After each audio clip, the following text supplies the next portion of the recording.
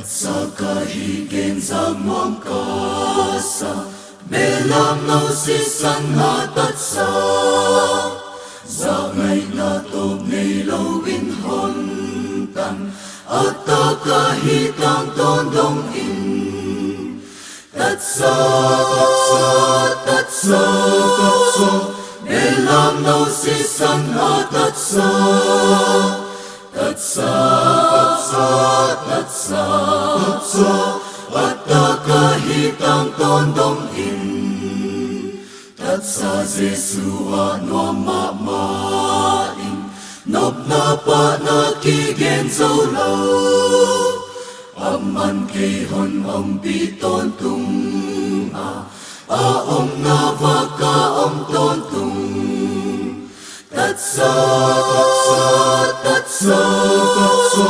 Belam no si san ha tatsa Tatsa, tatsa, tatsa, tatsa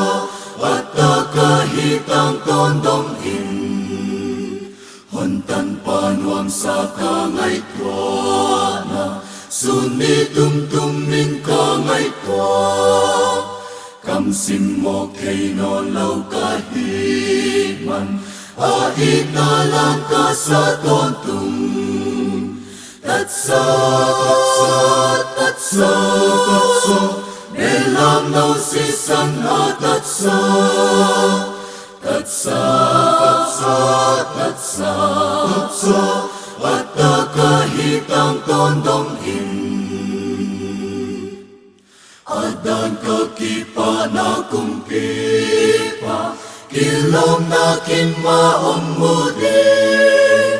Itim kakalswan beng tontunga Zan miala zang lahong guanhi Tatsa, tatsa, tatsa, tatsa Belam no si san ha tatsa Tatsa, tatsa, tatsa, tatsa At kahitang tondong in Tatsa